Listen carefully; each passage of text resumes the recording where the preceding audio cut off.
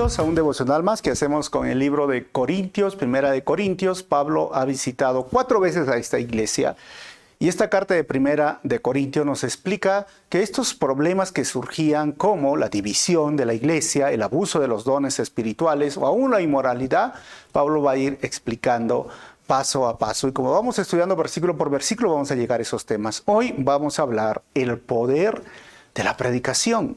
1 Corintios capítulo 2, versículo 3 al 5 dice: Me acerqué a ustedes en debilidad, con timidez y temblor. Y mi mensaje y mi predicación fueron muy sencillos. En lugar de usar discursos ingeniosos y persuasivos, confié solamente en el poder del Espíritu Santo. Y lo hice así, dice el versículo 5, lo hice así para que ustedes no confiaran en la sabiduría humana, sino en el poder de Dios.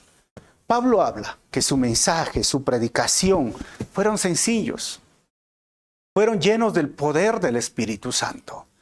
Y muchas veces hoy estamos viendo que los púlpitos ya no predican la palabra de Dios. Las iglesias y los predicadores no se están enfocando en la palabra de Dios. Y es muy popular hoy día encontrar 4 puntos para llegar a ser un cristiano exitoso. 5 niveles de fe para llegar al éxito que tú quieres. O sé el campeón que Dios quiere que tú seas. O vuela como las águilas. Mira, tú sé un cristiano como las águilas. Tú sé un cristiano vencedor. Tú sé un cristiano exitoso. Tú sé un cristiano próspero, bendecido. O sea, realmente están llenas de positivismo.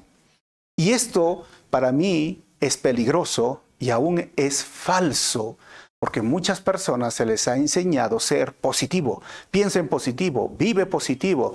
Pero, ¿sabes? A veces está bien estar mal.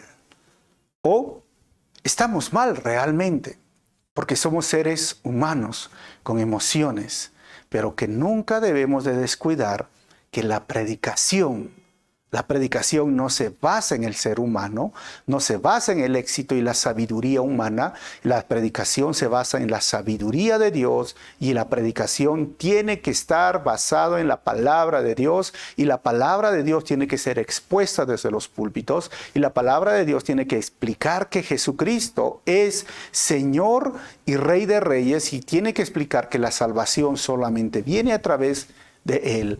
Pablo explicaba este tema porque muchos cuestionaron su apostolado en la iglesia de Corinto, pero él siempre dijo: mi mensaje y mi predicación fueron muy sencillos, pero esa sencillez y humildad y timidez venía desde la palabra del Señor.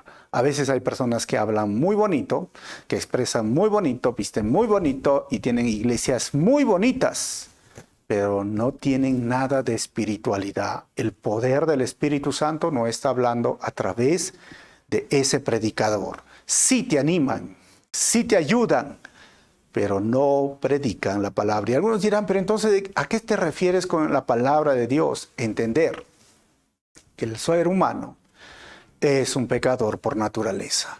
Entender que la salvación solamente es a través de la gracia. La gracia me tiene que transformar y regenerar, que solamente soy salvo si soy regenerado por el Espíritu Santo y entro en este proceso llamado la santificación. Y eso significa que yo tengo que obedecer la palabra del Señor y si he pecado, dice Juan, abogado tenemos. Y debemos de arrepentirnos, y si nos arrepentimos, dejamos de hacer lo malo, Él es fiel y justo para hacer que nos limpie y perdone nuestros pecados.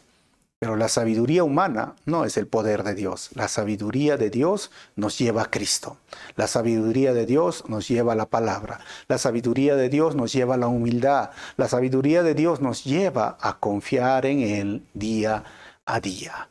Que esa predicación sea el centro de nuestros mensajes, de nuestros púlpitos, y tú cuando hables a alguien o prediques, predica de Jesucristo, predica del pecado, predica del perdón, predica de poder reconciliarse, de poder ser perdonado y salvo, pero también predica que existe un cielo y un infierno, porque hoy tristemente, como les dije, no quieren hablar de forma negativa, ya no quieren hablar del infierno. Algunos dicen: no, eso es muy negativo, pero ¿sabe quién fue la persona que más habló del infierno?